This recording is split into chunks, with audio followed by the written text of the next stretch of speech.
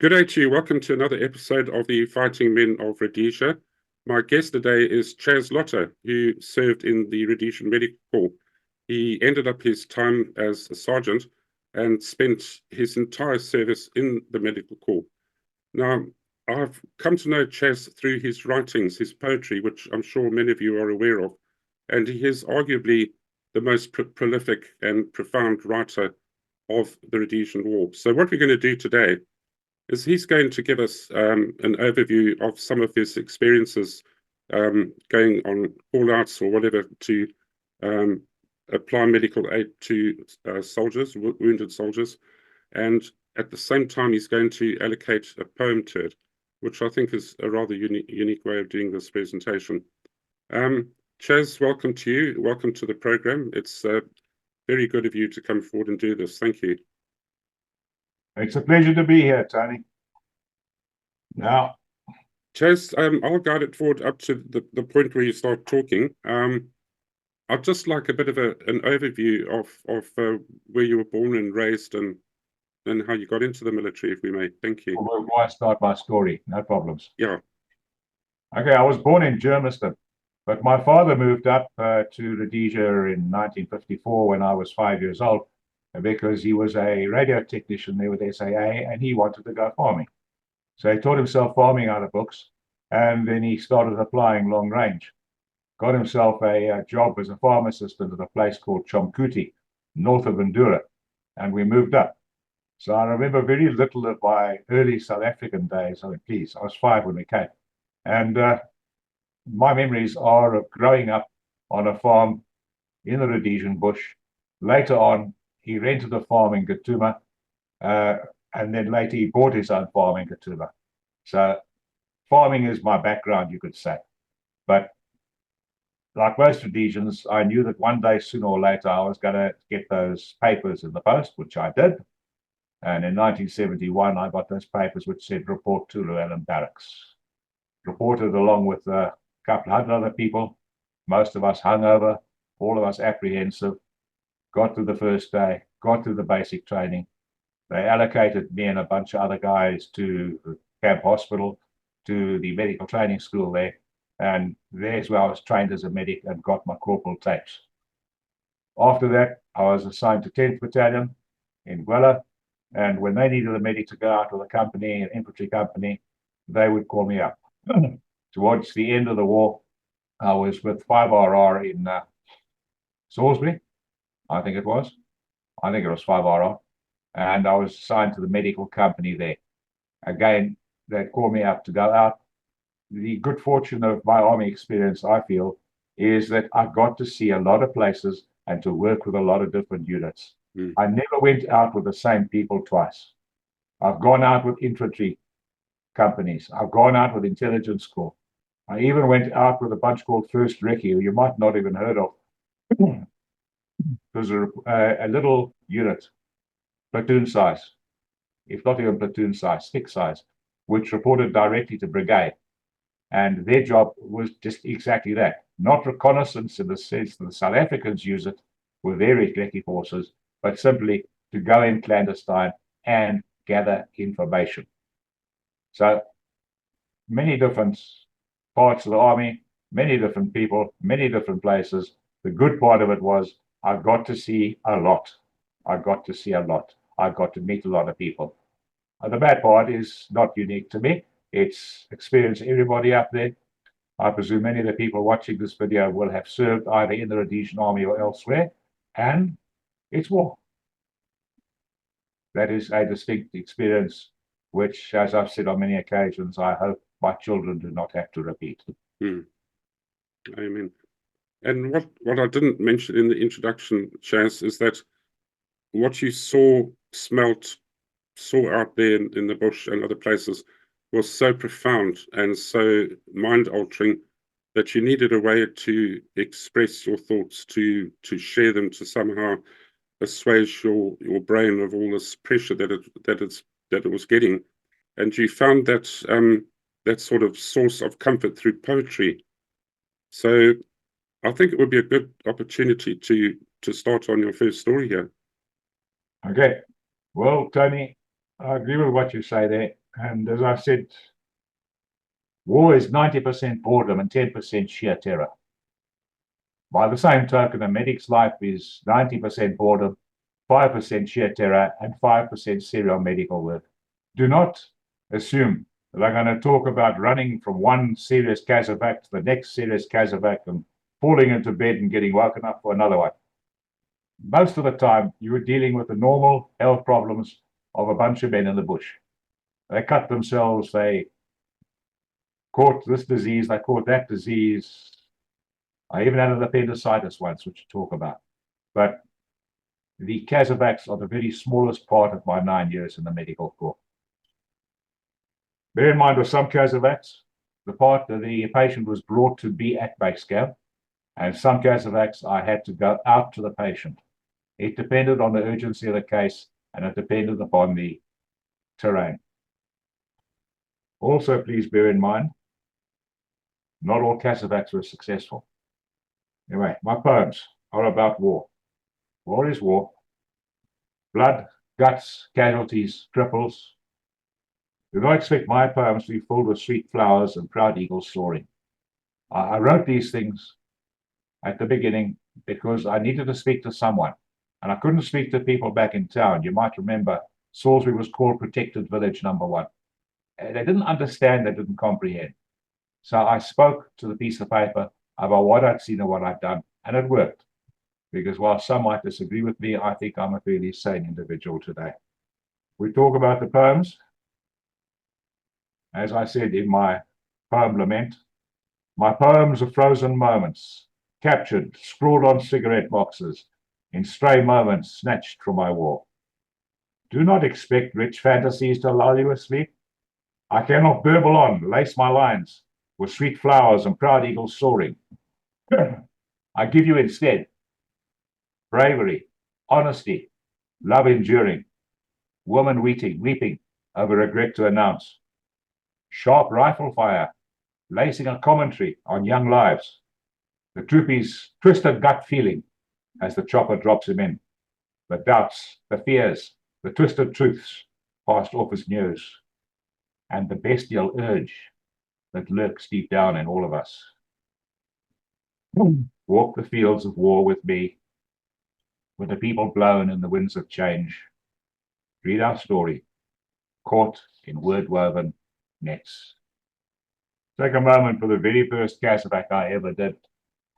You might also remember, Tony, that basic training for the army was 9 months in my time. It is longer later on, but 9 months in my time at Llewellyn. And the very last part of the training was the full company that was under training was deployed out to the border somewhere. And of course, they took a medic with them. So when a company, which is what I was before I went to medical corps, went up to the border, someplace way up at the north end of the Great Carib, I can't even tell you what the place was now. I went with them. What I remember most, just as an aside for that camp, is the officers used to go tiger fishing every day. And I think the quartermaster had something going with rations because we used to eat minced tiger fish every single night. Anyway, there was an incident while I was out there. This guy out in one of the sticks had been chopping saplings, trees, wood, I don't know. With his machete, he managed to slash, or I'd say cut, his arm on the top of the wrist. They brought him into me. It was quite fascinating, actually, when I took the bandage off, because there, on the top of the wrist, you could see in this deep gash the two sides of the artery or vein, probably a vein that he had severed. But the body had already closed it off. There was no more bleeding. So all I really had to do was to close off those ends properly, get the wound cleaned out, and put a bandage on after I'd stitched it. A very minor casevac, but you did ask me what was the first one, and that was my first one. What I do note, though, is it brought home to me the responsibility. You know, ek is a medic, ek say. Yeah, and then you start to realize you're carrying a lot of responsibility. So I wrote Field Medic, the frightening knowledge that I'm depended on regarded as the authority on what to do to save a person's life when he is hit. But I'm human. I only know so little. I can only do so much. And that's something that stayed with me throughout my service. Very, very easy to forget. You can't save everybody. I remember a casevac from the Hondi Valley, which I'm sure you remember was a pretty hot place at times. This guy came to me one night with his stomach pains, and I couldn't figure out what was on with him. It was beyond my expertise. But fortunately, we had an army doctor visiting us. So I went up to the officer space and he came down. The guy had appendicitis and needed an operation urgently before it bought. Hondi Valley, nighttime, hot area. Now we got to climb on an RL, not even a crocodile, because at that stage we weren't using those proper armored vehicles. We were just using the RLs. Yeah. And get out of the Hondi Valley at night and to Umtali. I didn't write about the actual casevac, but I did write about what I'm sure many of us remember, which is what it was like riding on military transport. Ride the wild troop carrier, hours in a cloud of dust, bouncing, jouncing with rattling teeth and rattled brains, trying to remain alert for ambush, cursing the driver for failing to see the potholes, jerking in our seatbelts until every line of the seat is etched in sharp relief upon my aching arse. Will a corrugated rectum qualify me for a war pension? You remember. Then we were up Magunji way. I don't know if you know Magunji. It was in the TTL. If you headed north and you turned left at Lions Den, before the Kariba Road, you get into that particular TTL where the Sanyati River is. And we were up there for a brief time. I think it was the first Viscount, not the second one, for a brief time. Because yes, we went in and we managed to get one lot, but a couple of days later, the scouts moved in, froze the area, and kicked us out. But that was where I hit a landmine. And that is an experience that has stayed with me for the rest of my life. It's a pretty unique experience, if I may say so. We were fortunate. Firstly, we were in a crocodile, and that thing did its job, believe me. It was a wreck at the end, but it did its job. Secondly, there were actually two landmines. We found the second one earlier. Our wheelmaster just missed it. And I know they wanted to get two chances of catching a truck, or whether they were trying to catch two trucks. But then obviously we had the second one to deal with. And the major said to me, "That's a landmine."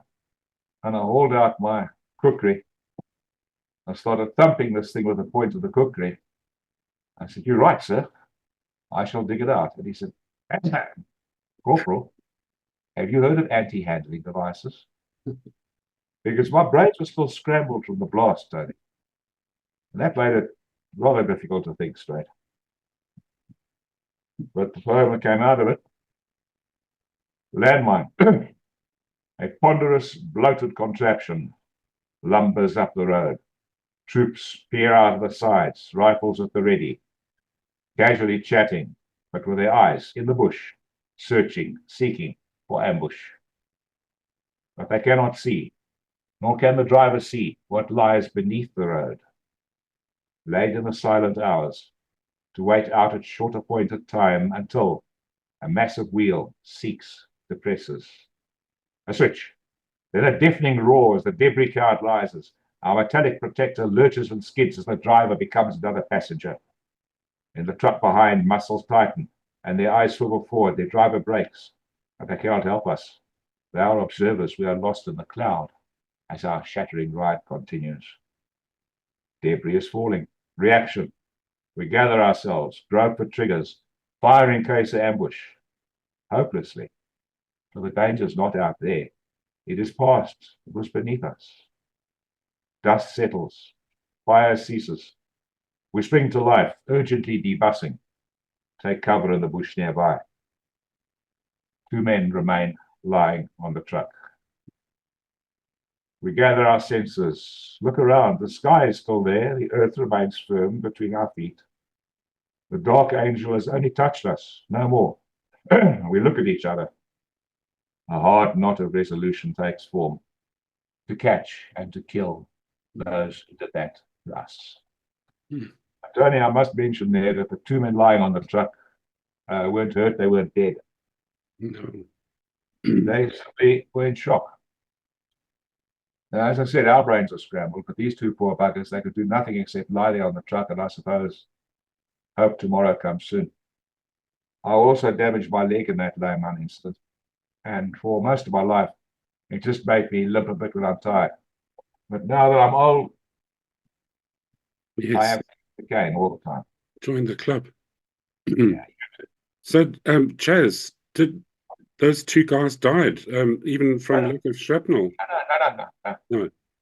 They were just in shock. Not that kind of shock where you now start slipping away. I'm with you. Let's just put it a different way. Our brains were scrambled. I mean, look at me trying to dig up a landmine. But their brains are so scrambled they couldn't even react. I doubt if they even fired. But no. Next day they were fine. That's good. They're still there in Mungunji before the scouts froze the area and kicked us out. There was an RAR unit that had a contact, and they mobilized us for support. Got out to where the contact was. The pursuit had obviously moved on by then, but there was an RAR lying in the mealie field. So I said to the captain, I'm going to check him. Captain said, no, stay. I said, listen, Captain, even doctors have been wrong about whether somebody's dead or not before. I'm going to check the casualty. Well, there he was, Tony. He took one right there between the eyes. Just this tiny little mark, otherwise untouched. Nothing you could do about that. But it affected me deeply because it didn't seem to me that was right that he was dead. And where were the broken limbs? Where was the blood? You know. So I wrote, in memoriam, he is dead. Even a cursory check shows that he can't still live. Your mind closes in as you pull his sleeping bag from his pack and cover his face. You straighten, your eyes turn in as you privately touch your rifle in a last salute to him. Then shaking it off, ask how the follow-up goes. After all, a soldier's dead, a soldier's gone. What better way can his mates remember him than to catch his killers in a cleansing burst of fire and leave their bodies for his spirit to mock? That Oriel guy made it into a second poem, not deliberately, but when I was recalling all the different kinds of bodies I had to deal with. Too many corpses. The dead are always with us. They mark the corners of my life. Every time I rummage through the shelves of my memory, I stumble across strings of insubstantial bones, tattered with well-charred steak. Gunshot friends who leaked or bubbled their lives away. Broken dead bodies swinging in mimic life. Those are the pink spilling where their brains used to be. Strangers set in rigorous death with their guts in coils between their legs. And the untouched ones, whom you search for that tiny hole that took their life. It is the untouched ones that bother me most. There seems no good reason why they should be dead. And yeah, look, I picked up a lot of bodies, Tony, and they were all done in different ways, as I said in the poem. And just for interest, where I talk there about strings of insubstantial bones, charred like well-charred steak. It was a kraal head. He told it to us, I don't support you, I don't want you in my kraal. And of course, they totally respected his point of view and left peacefully. Yeah, sure, no, well, fine. They locked him in his hut and set fire to the hut. Tony, I don't know, you must have seen, when you're having a braai and a piece of meat falls through the grill and onto the hot coals. And after it's been lying there for a while, it's charred. That was the body we retrieved that day. Terrible. Terrible. Then the wildest one in my life, the one I really enjoyed. There's one stick out in the bush. And one guy did something to his ankle. I don't know, he cut it or it was a bad injury to his ankle. But now the terrain was bad to where they were. It was really a matter of it's bush, bush, and more bush. They didn't think I'd get an aerial in there. But at that stage, we had motorcycle troop attached to us. And these guys said to me, "Can you ride a bike?" So, young, dumb, and full of, "Come, of course I can." I'd never done any off-roading in my life, but I could ride a bike. So they gave me a bike and they escorted me in. The most exhilarating ride I've had in my life. You're off track, you're not on paths, you're not on roads, you're prowling through the bush, you're going around this, you're going around that, you're trying to avoid a rock here and a rock there, and all the time you're trying to stay on the bike, but I managed. We got in there, I looked at it, I saw that it wasn't that serious, bounded up, put the guy on the back of my bike, and we went back to base camp again, where I treated him properly. I did not write a poem about that, and I sometimes wonder why, because like I said, it was exhilarating, Tony. Yeah. And up Mount Darwin way, an artist named Andre Duplessis actually painted the scene for me. And that's in my book, Echoes of an African War. Because you think, if they're bringing in a body or an unconscious casualty, he's not going to be lying in the chopper with his feet like that. You get this distinctive splaying out. And that sight of those boots, I will remember for the rest of my days. Boots. Infantry is still the queen of battle. Still sends her soldiers pounding in on their feet. A foot slogger's feet are as vital to him as the rifle he carries. He cares for them both with equal devotion, which perhaps it is why a dead soldier's boot straight out of a chopper with the toes turned out is the saddest sight of them all. I don't know if you know Nyanyanyadzi. It's a police station and virtually nothing else on the east of the country. And as a matter of interest, it is possible that you could say that the Rhodesian Bush War started there in 1964. Because in 1964, there was an attempted knife attack on the camp, which was foiled by an alert constable. And again, you might not remember, a couple of weeks later, they hit a guy from the triangle on a bridge, killed him with those same knives, and left the family untouched. But what is interesting is Emerson Mnangagwa, shortly after he became president of Zimbabwe, gave an interview. And according to him, he was one of the guys that attacked the camp that night. That was a bad one, because we walked in sticks. Our job was to get onto the top of the hills, lot of little hills, above a valley, clandestine at night, and to observe what was going on in the area when the dawn came. But there was a bugger up. We had a blue on blue.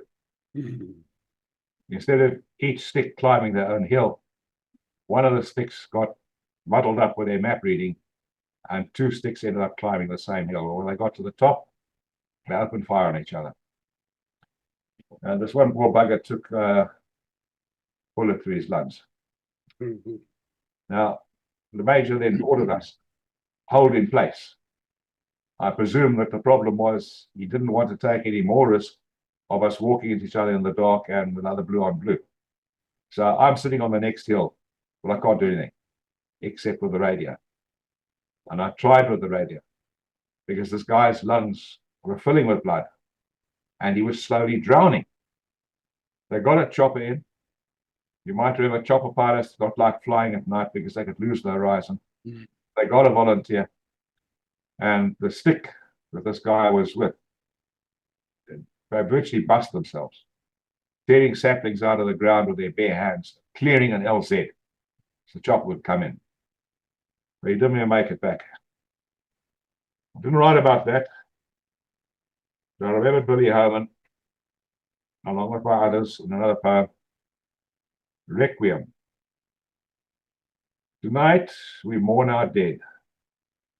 those brothers who still lie wrapped in camo shrouds beneath Rhodesian soil. Chase those strangers out. Bar the door. Charge your glasses. Wait while the murmurs die away. Listen. Argent, Harvick, Homan, Brady. These are my dead. Lost in ambush, mine attack, in a time when a flag flew green and white, in a land which is no more. I drank with them in Rhodesian days before we trekked to foreign lands. I drink to them now. Argent, Harvick, Homan, Brady. You too all have your dead, who still laugh and shout in the dim far reaches of your mind. Name them. Let their shades walk free.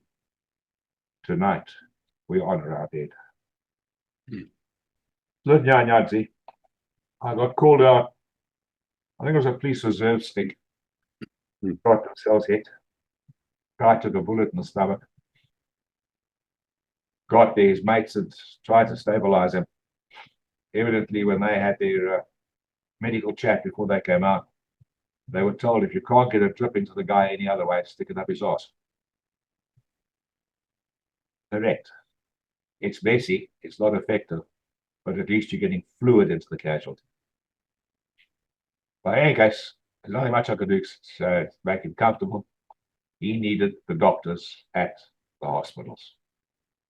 Comforted him, got him right, chopper landed. I said, take him straight to Salisbury.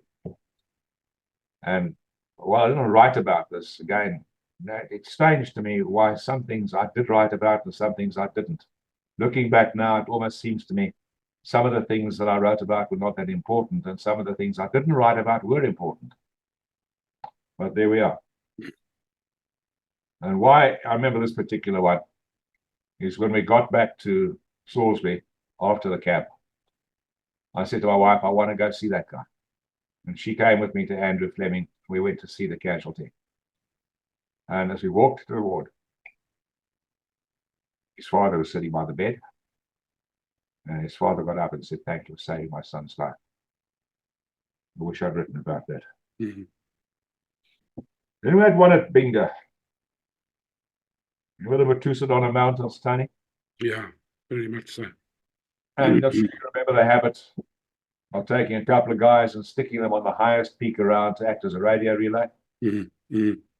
Well, we had the platoon base there at Binga. We had a relay up right on the top of the Watusadonna. And we got this frantic call one morning. Jeff Wardle has badly burnt himself. The gas cylinder's exploded. Oh, mobilize. Wow. They flew a chopper out from Kariba, picked me up there at Binga, took me to the mountain. And we circled to come in. And there's the bugger standing, waving at us. And I'm thinking, you're supposed to be badly burnt. You're supposed to be in terrible pain. And you're standing there on your own 2 feet. I got out, had a look at him. He had minor burns, that was all. And then the chopper took us all back to Kariba because he wasn't going to stop in Binga just to drop off a lowly medic. So I had to radio the base camp there at Binga and say, please, my stuff's there in the camp. Will you pack it up for me and bring it when you finish and come back to Kariba? Now, I didn't write about Jeff and his burns. I wrote another one, Tony.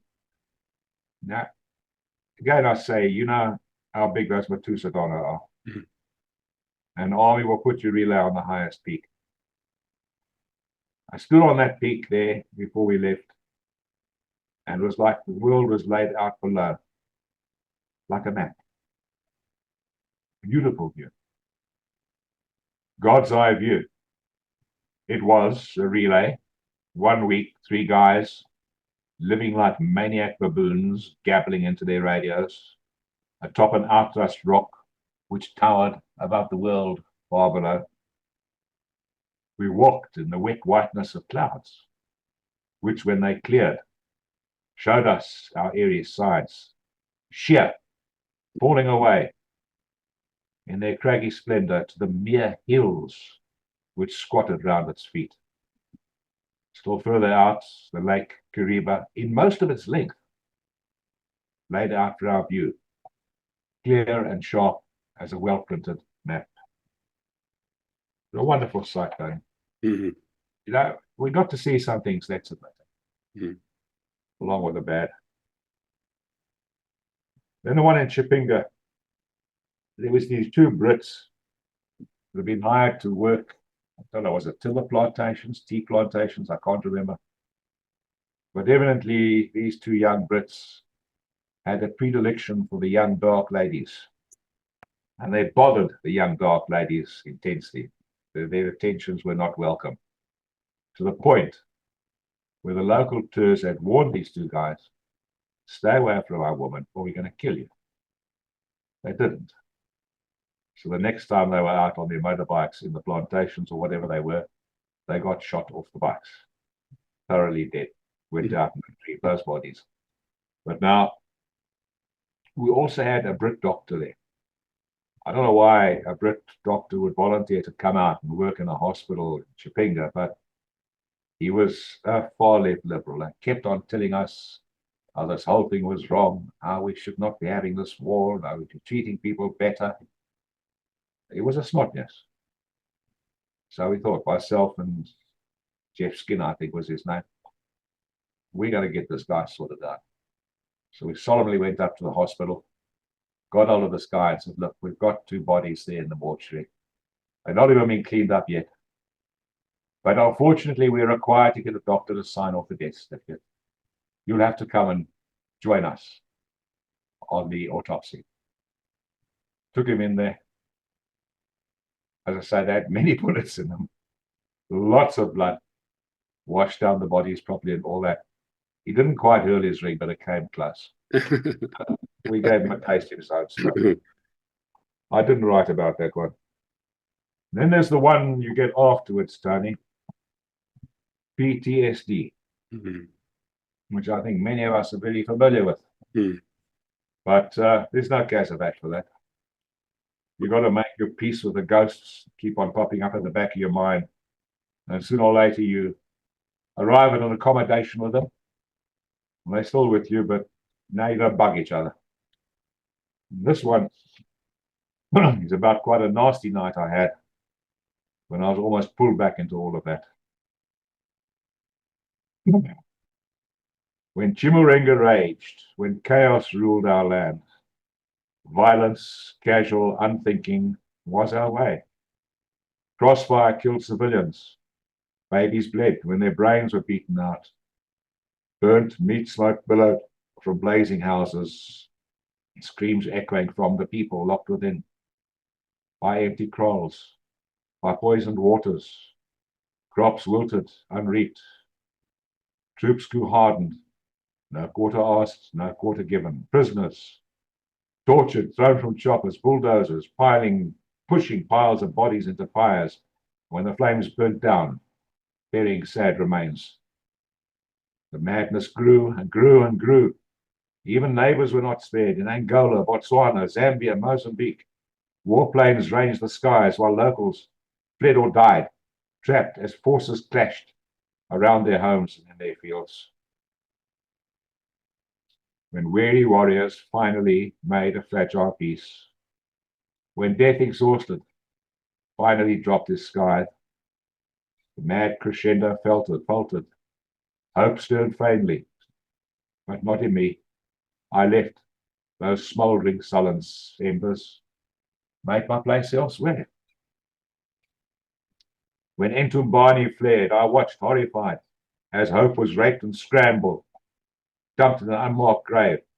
Saw chaos pound out a brand new tune, brother turn on brother, march in an insane genocidal band while Gukuru consumed my land. Now, as my journey slowly scrolls down toward its end, as my final certain destination looms, my soul needs ease. I must leave.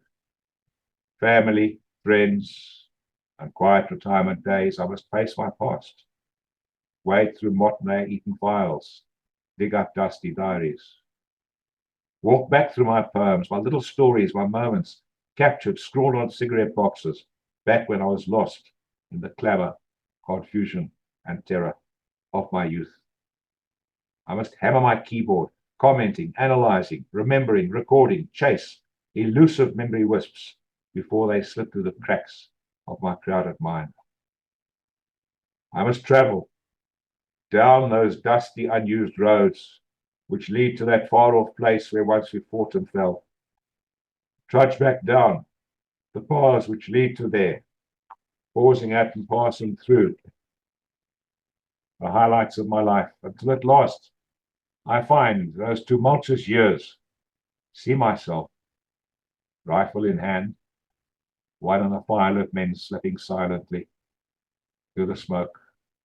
Jim, dead Jim leading, Yank behind, Smacks and Carlos covering on the flanks.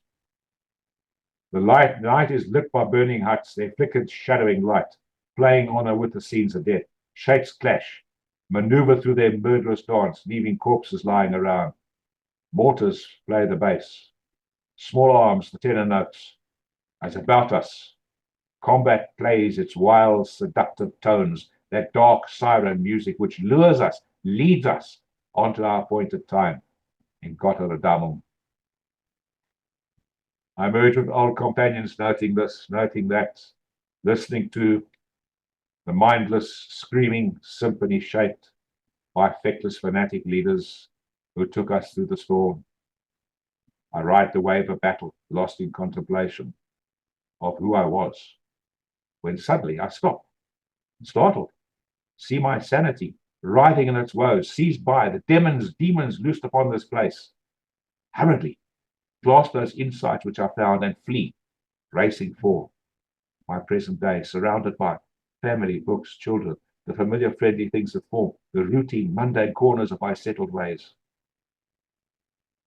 Back in my book-lined room, still shaking, that dangerous, addictive music playing persistently in my head. The night breeze calm, nothing stirs, no danger looms. Yet fear fills me. Am I really safe? Have my demons followed me? Urgently, I recite my guarding prayer, my vow. I will offer violence to none, save those who offer violence to me.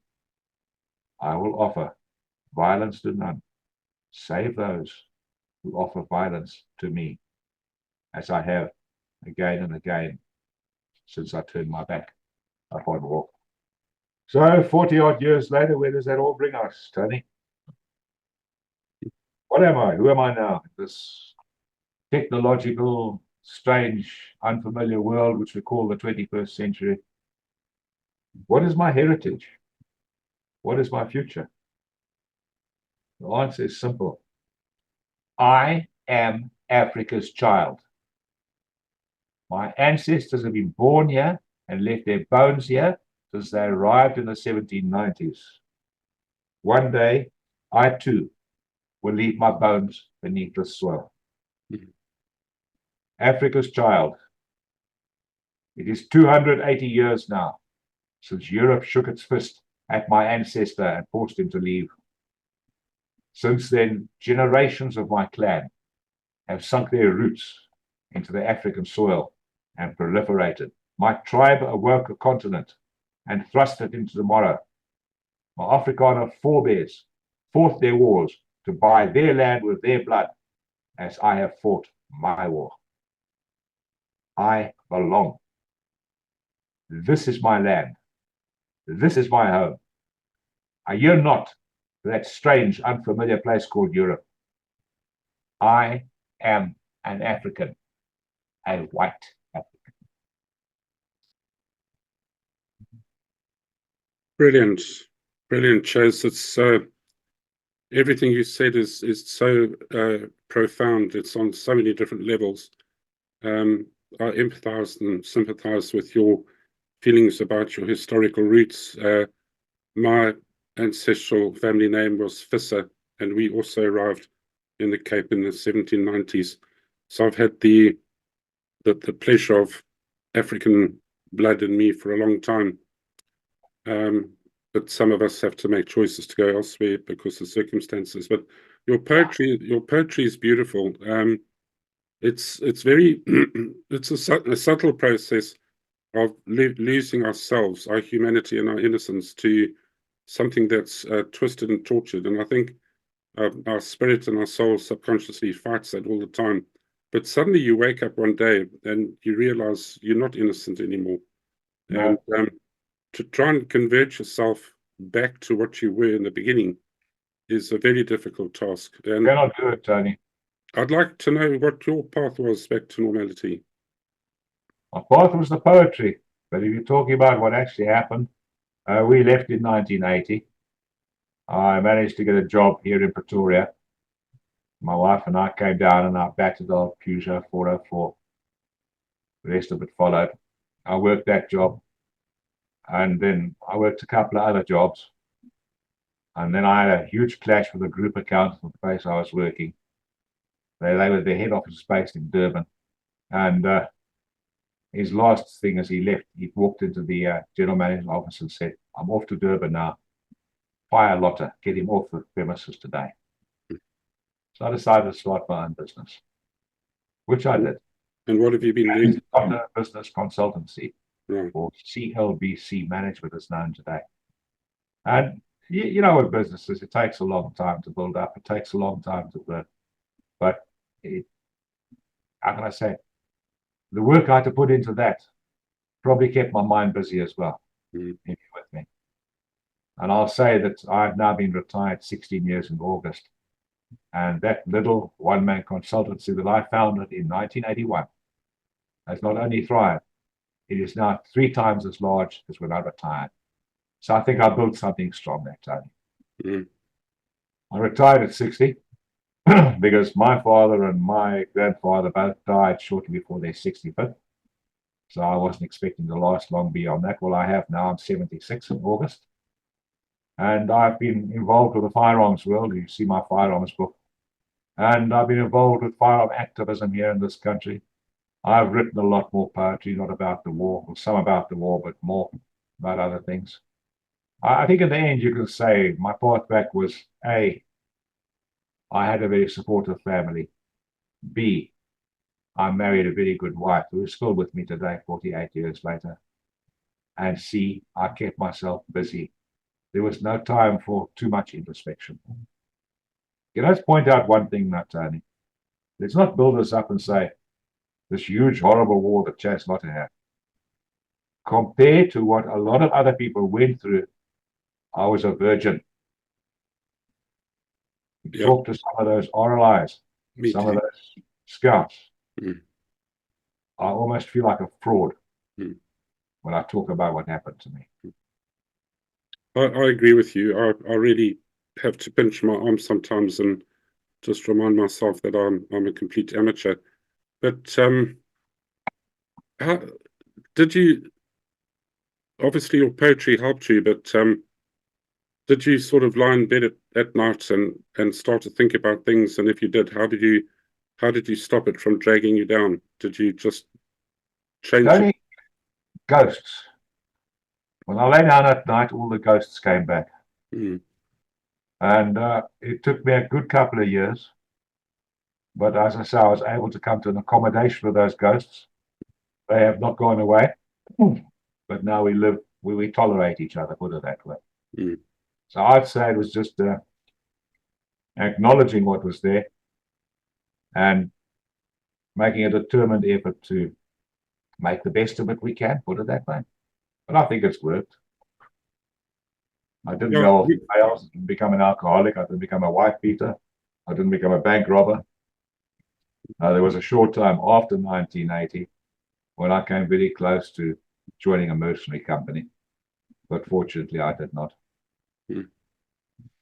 Yeah, our deaths in the Rhodesian forces were, quite small, really, if you compare it with other wars. And I think just speaking from basic knowledge, it was about 2,500 men and women that died in our security services. But each and every one of them was a child of someone or a father of someone, and each of them, there was pain in all of them.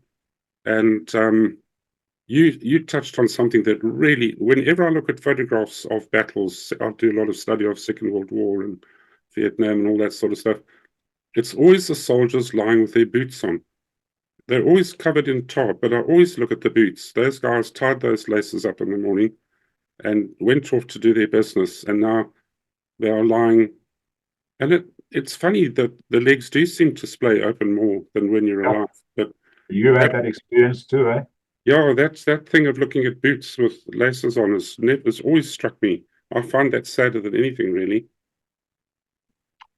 Yeah, I think it's symbolic.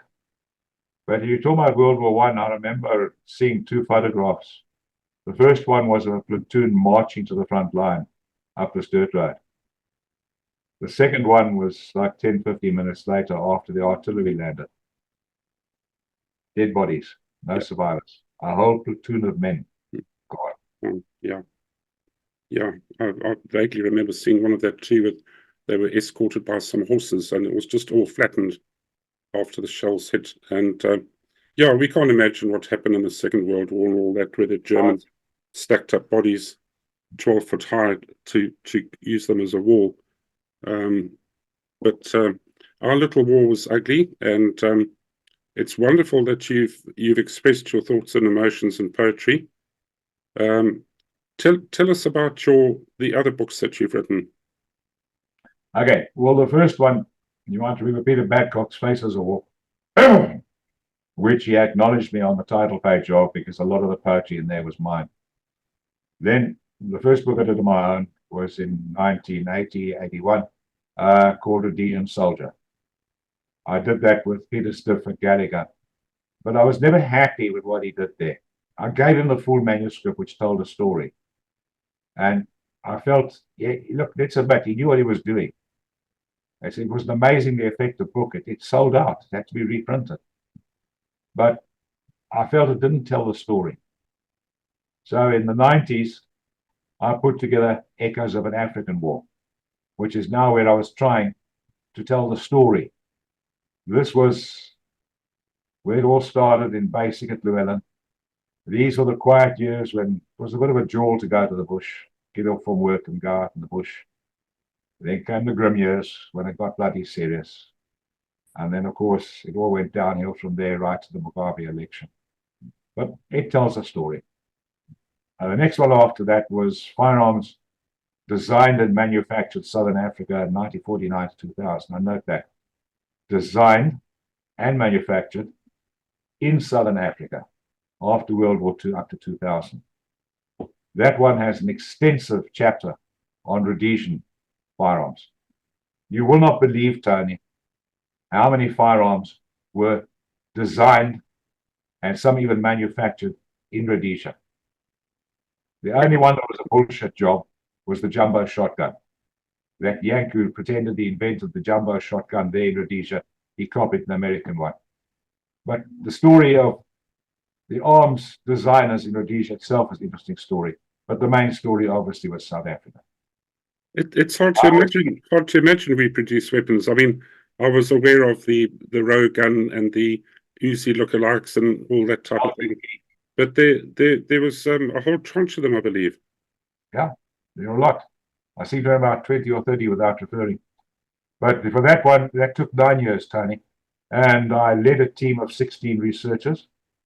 It wasn't always the same 16 because some people got to the stage where they couldn't carry the workload and dropped out and got new volunteers in.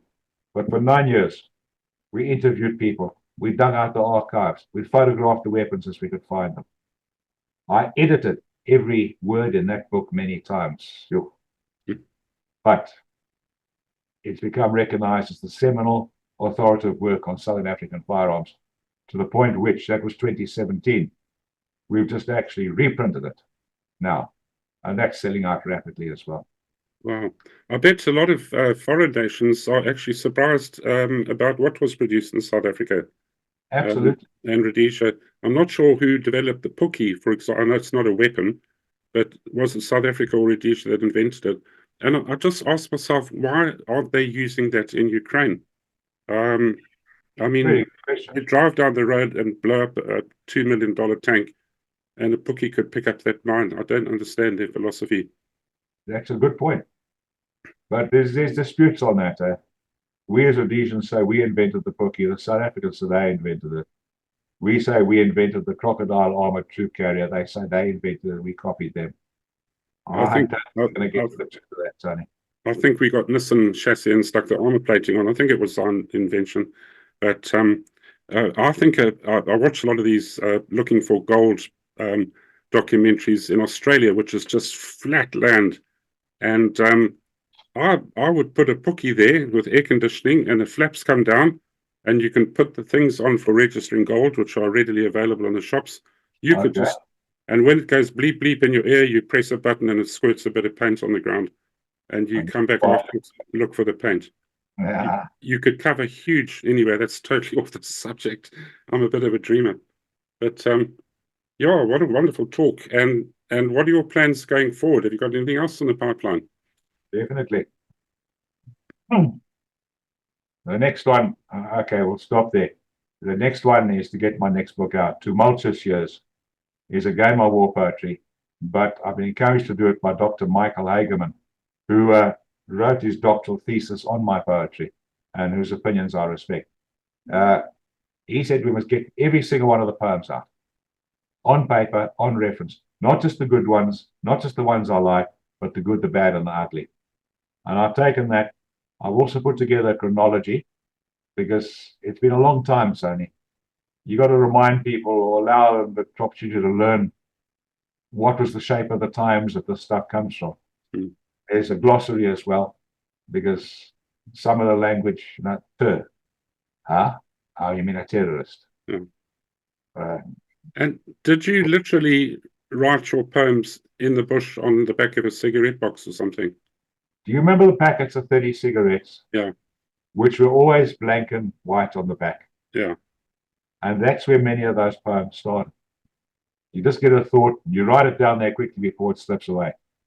And then later on, you expand on it. Okay, I also carried notebooks, but often didn't have a chance with the notebook. I mean, the Dirge of the Lost Souls came to me when I was on sentry go on the side of a hill towards Mozambique. Now, I can hardly go dig my notebook out of the bag. So now I've got a pen, and I'm trying to write in the dark on the back of the cigarette box. Unfortunately, it was legible enough the next morning to be able to transcribe and take it further. So, yeah, on cigarette boxes, as stated, but transcribed into little notebooks. The thing about being a poet, because I've written a little bit of poetry, which I've had published, is to take that thought and convert it into something that captures that thought on paper. That's not easy, because the thoughts you have as a poet are very flitty, and they're almost like a ghost in your brain. And you've got to grab that. You've got to remember the essence of it. You've got to capture it. Then you've got to verbalize it, and then you have to translate it into words that make sense. Not only do they make sense, but it's got to rhyme with the next line or whatever. It's not easy to be a poet, or particularly a war poet, I should imagine. And one I just read, Dangerous Journey. Analyzing, remembering, recording, chase elusive memory wisps before they slip through the cracks of my crowded mind. Yeah, that's what you're saying, Tony. That's it. Yeah, to capture it, they can literally come and go, and literally go before you have a chance to put them down. I don't know what your experience is, but to me, it's erratic. Sometimes it comes, and I'll make very minor changes no matter how many years go by. And sometimes, as you say, it's that elusive thought. You get the substance down, but then you spend years trying to turn it into something that'll sing. Yes. Certainly war poetry is something that's got to grab you underneath your ribcage and squeeze. And I think you've done a very good job of that. So in all, how many books have you written, poetry or otherwise? 5, because the last one was an edit I did on a book called Defective Science and on ballistic fingerprinting. My 6th one will be Tumultuous Years, which D5 Books are hoping to launch at the Arms Fair at the War Museum in Joburg in August. And then, as I said to somebody once, Tony, One day God's going to tap me on the shoulder and say, time's up, come. And I'll say, but, these projects on my computer I haven't finished. Yeah, yeah. Because once Tumultuous Years is out, and that's the important one, because it's going to be a reference, comprehensive, documented, photographically recorded book that will allow anybody in a future year, even if they weren't there, to get into what was happening in those years. That's the important one. Yes. And then after that, I want to try and do a major poem. I was diagnosed with cancer in September 22. I went through the cancer journey for virtually the whole of 2023, all the way from the operation to that bloody chemotherapy to the radiation treatment. And I've kept notes. And if I can possibly turn those notes into an accurate depiction of what it feels like to undergo that cancer treatment, mentally and physically, then I think I've done a job. Hmm. If I'm still out time after that, which I hope, lockdowns, Tony. The whole COVID panic, those insane lockdowns, Yeah, terrible. all of that nonsense around there. Destroyed humanity. I would like to capture that Euro 2020. Mm. And that'll also be, as you say, something that grabs you under the ribcage. Yeah, yeah. There's very accurate reports coming out in China that their death toll from COVID was enormous. It's only now the figures are coming out. Are we talking a couple 100 million? Yeah, but that's a different subject. But it's really interesting that you've still got that drive and the determination. I feel the same. I feel it's time. What I want to work on now is doing something to give hope to the 16, 15 to 20-year-olds in the world. They haven't got a clue what it is to be a man, or particularly a man. What qualities get you to your goal? Not giving up. If you promise to do something, you actually do it, even if there's a cost to you. So I want to do a video on that. But good, Tony. Yeah. Hey, it's been wonderful talking to you, Chas. I've really, really enjoyed this, and we will certainly put links to your books and photographs of your book covers. So hopefully our subscribers will go in there and buy, which will give you a few shekels to live on. And that brings me to the point to the general audience. If you are not a subscriber to this channel, please do subscribe. It helps us get our word out even further. Chas, I think unless there's anything else you want to say, are there any other particular incidents, one-off, that really struck you, horrified you, haunted you the longest, that you want to share, or do you feel you've shared enough at the moment? I think I've shared enough for the moment. There's lots of other stuff which is recorded in my books. But I feel that's enough for now, Tony. Excellent. Well, thank you for coming on to the show, and I wish you all the very best for the future. And thank you for what you guys are doing. Thank you. Okay. God bless, Chas. God bless. Bye. Bye-bye. Bye.